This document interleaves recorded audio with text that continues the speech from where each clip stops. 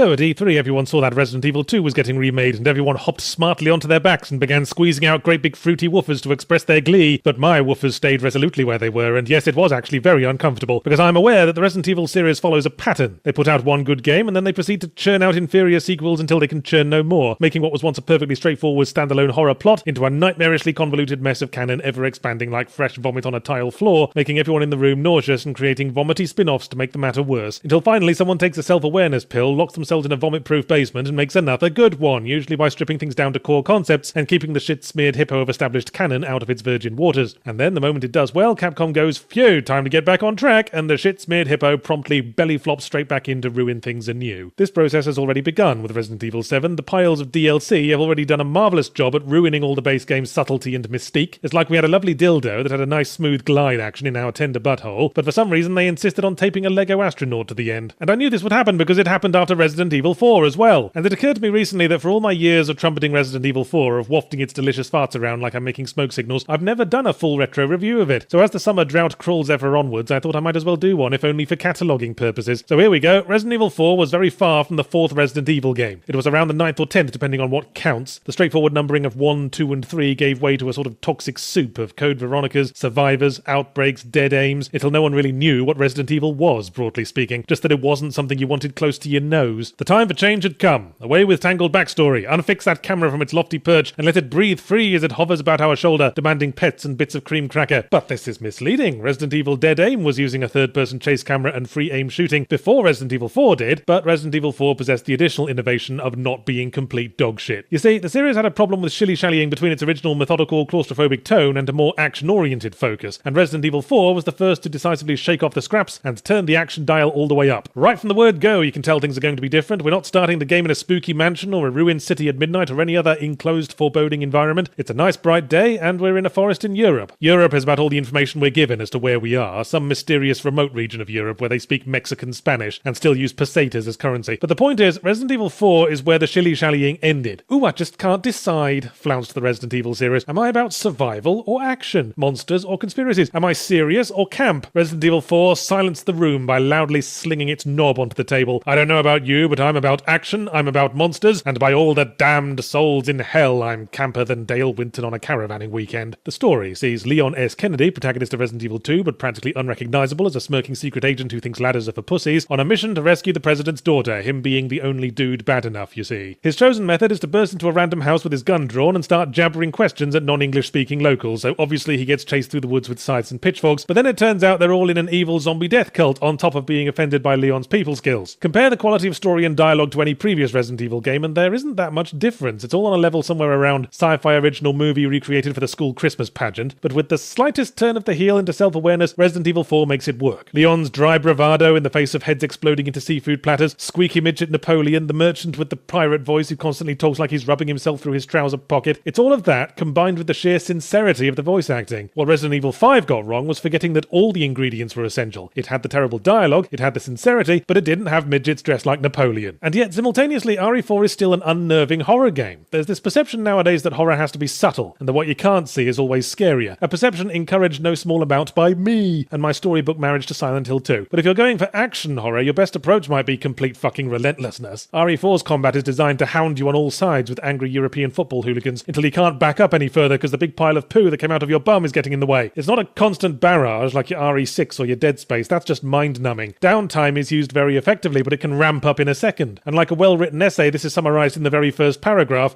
when you arrive at the village and have to fend off an endless horde of smelly foreigners for a fixed amount of time. Maybe you'll survive until the bell rings and watch nonplussed as the entire horde fucks off for pancakes, or maybe you'll meet the bloke who came to the costume party as a potato who instantly chainsaws your fucking head off. Either way, you'll have come to appreciate the way RE4 goes from 0 to 100 and back again in an instant like a bipolar dad on a long car journey. I don't think one can overstate the impact RE4 had. It was a landmark title in the history of third-person action games. Play it now and you'll note a few niggles, like the way you can't freely look around and the movement's a bit tanky, but the camera positioning will feel familiar if you've played basically any bloody third-person game that's come out lately, including God of War, despite hanging around on Kratos' shoulder being an excellent way to get a hip bone lodged in your eye socket. Even RE4's worst features, like those wonderful mid-cutscene QuickTime events that, as stimulating gameplay mechanics go, were right up there with a little sound on the children's storybook tape that tells you to turn the page, ended up sticking around too long for my liking, and in the ways it shook up the franchise, you can see some obvious parallels in the way RE7 did it. The cut back to basic rescue princess plot, the starting as off in a quiet forest and the sudden ramping from zero to chainsaws, so you can understand why the RE2 remake makes me concerned about history running in cycles. Not only has a lone success primed Capcom to start pouring the old Resident Evil bullshit back in, it's going to be literally the exact same bullshit as before. You're going to remake 3 after this? Code Veronica? Dead Aim? Probably not that last one, if only because there isn't enough raw material in the septic tank.